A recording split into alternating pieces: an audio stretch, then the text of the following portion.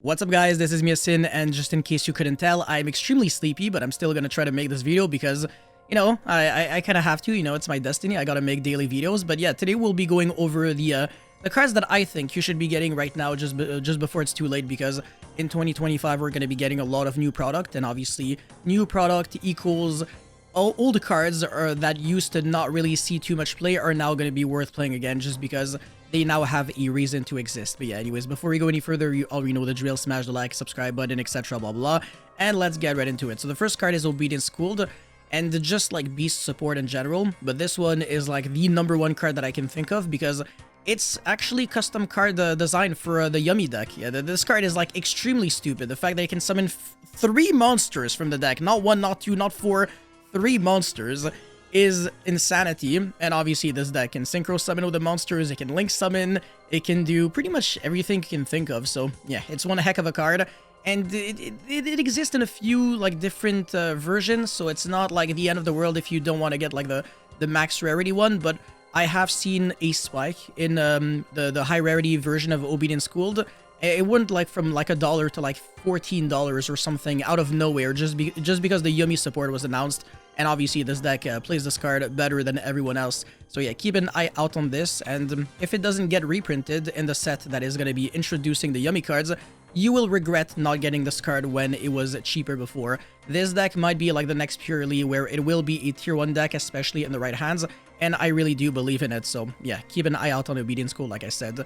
The next up we have the Armed Dragon Thunder cards, and pretty much anything that can make your Dragon Ruler deck better. This engine is worth literally nothing at all at the moment, and some of these cards exist as common, as rare, as super rare, as collector or something, because they're relatively old-ish. They exist in like 2020 or something. So yeah, I mean, just because they're relatively old and slash new, 2020, is 2020 old? In my eyes, yes, just because way too many things happened since. But yeah, I think you should still look into just Dragon Ruler support cards in general. There's like infinite cards. There's even 10-pie Dragon cards that can work in this deck. There's random generic Dragon support like Dragon's Ravine, maybe the Rocket cards. Any Dragon card basically could be worth playing in Dragon Ruler. So yeah, that's kind of like a generic statement.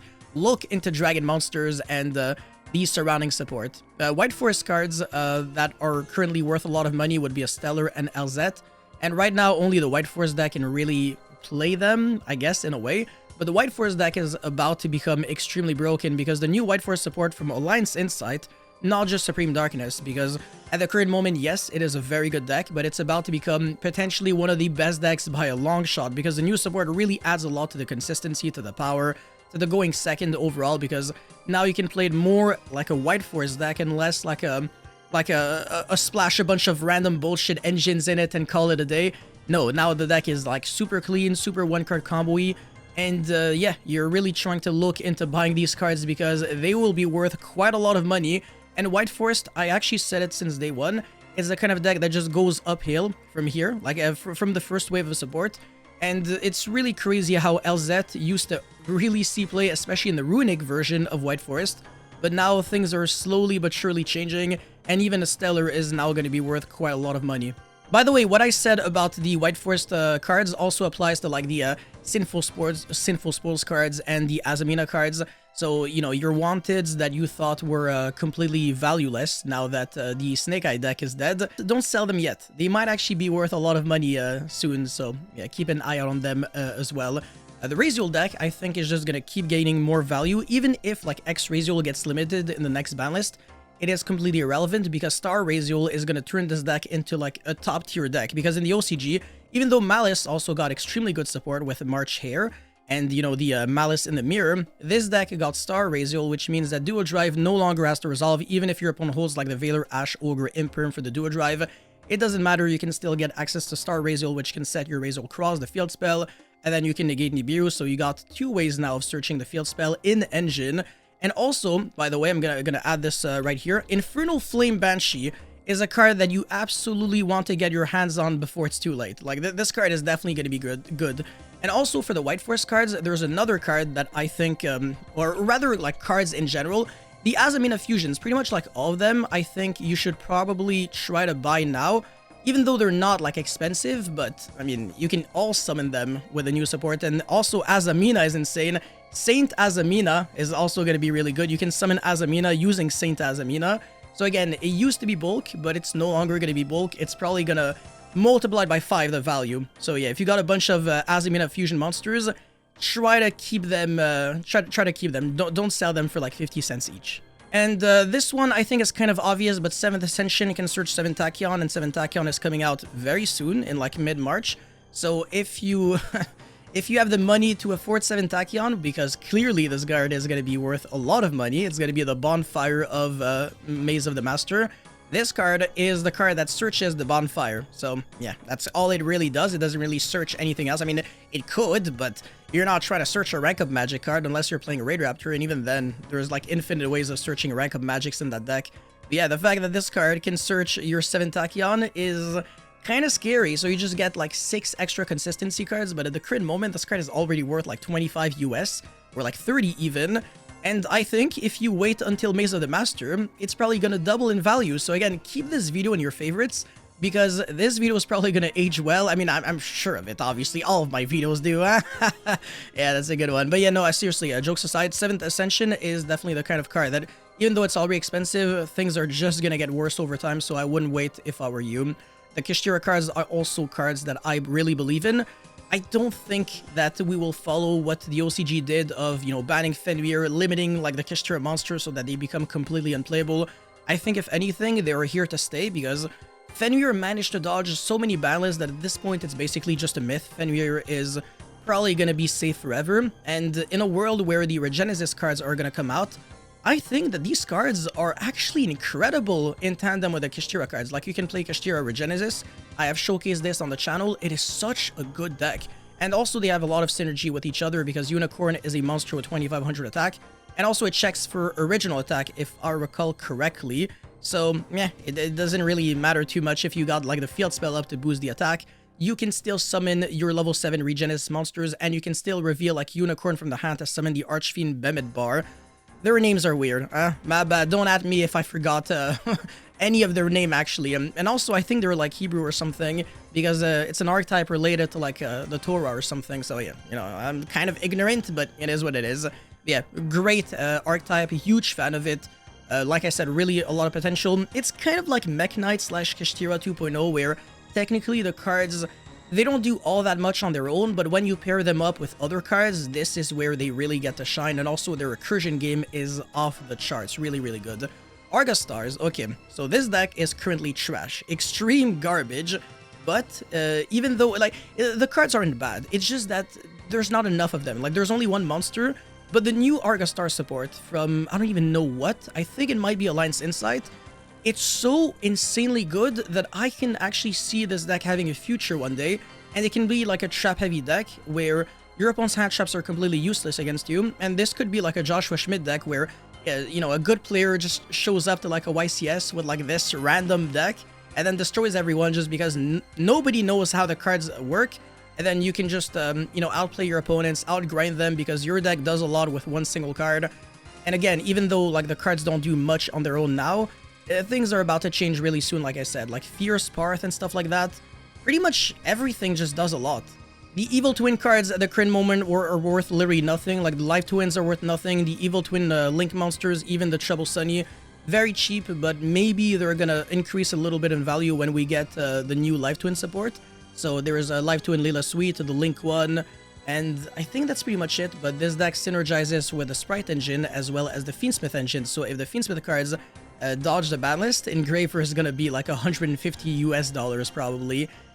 Not that it's really relevant, because you can also just now play the Fiendsmith cards in your deck if you want to, and you can play Sprite instead, and Sprite is really cheap, so I guess you can add Sprite to the list, and you can maybe look into buying a couple of blues or jets or smashers or starters, etc., or red carrot. Could probably make your deck good. I mean, Life Twin Sprite has been a deck that was doing well already in the past, and maybe the Runic engine is something that you can invest on as well. Runic can work with Life Twin, it can work with Argastars, it can work even with Kashtira, it can work maybe with Regenesis, it can work with anything that's like grindy. It's just kind of like trap cards that are fast, in a way. Yeah, you never conduct a battle phase, but at the same time, you can at least use your cards right away. The Heraldic Beast, Leo is a rare, and it only exists as a rare. At the current moment, it's worth like $1. But when we're going to be getting Heraldic Beast Griffin, if this engine ends up like popping off, Leo could definitely be like a $5 to $10 card. Just because, again, it only exists as a rare at the current moment. But to be fair with you, I think this card can be played as a 1-of, and that's it. So it's not like a card that you necessarily need as a 3-of. So maybe it's not an investment that'll necessarily, you know, pay off like crazy. Or if you buy like hundreds of the cards, I don't really think you're going to be able to sell them all that easily because, again, like you got to be playing Heraldic Beast in the first place, and also Heraldic Beast has to be good.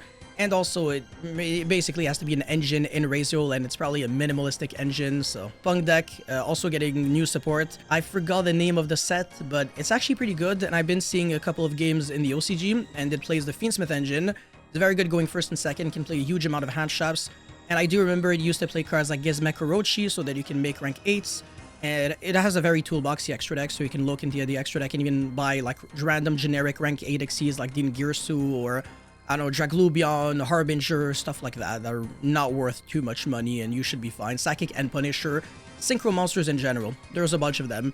But yeah, Orcust, this is also getting new support, and Symbol Skeleton, I think, is the only card that is worth like more than like $3, so it's like I think $5 for like the cheapest copy, and maybe it's going to be worth more money in case it doesn't get a reprint, which I can unfortunately see. Necross is also getting really good support in Terminal World 2 alongside the Jirak and Fabled, but Fabled I don't really think is great, even though like Fabled Lure is a good card. It's pretty much like the only good Fabled monster, and not really because it's a Fabled monster, just because it is a light fiend that revives itself back when you discard it, so it has synergy with Tract. But apart from that, the Fabled archetype is actually kind of mediocre if you don't combine it with Fiendsmith.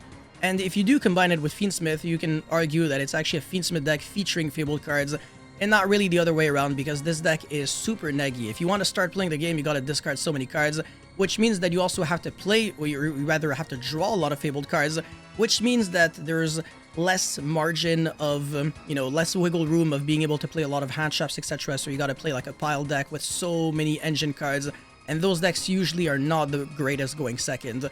Jirak, on the other hand, I think is decent. I have seen some results in the OCG. It is a good deck, but you play it as an engine in the Dinosaur deck, and the Dinosaur deck also it could get better over time if Miscellaneousaurus goes to 2 or 3, so also keep an eye out on the Dinosaur cards overall. And the Necross deck, it can play Shifter, it can do some nasty things, because you can recycle back your cards from the Banish, so even under Shifter doesn't really hurt you too much. And it can also do some cool things like Bahamut into Toad, and overall it's a cool deck. I have been sacked by that deck a few times. It's really not enjoyable to play against when you really do not get to play the game whatsoever, and it can play really nasty board breakers. Like, it can play Ultimate Slayer better than everyone else, because when you send Herald of Arclight in that deck, it is a 1-card combo. So yeah, you bounce back a Synchro monster, and then you search Brionac, and then Brionac searches your what's-his-face, and then you start playing the game. Yeah, it's kind of cool, actually, and also the Nadir Servant package, etc.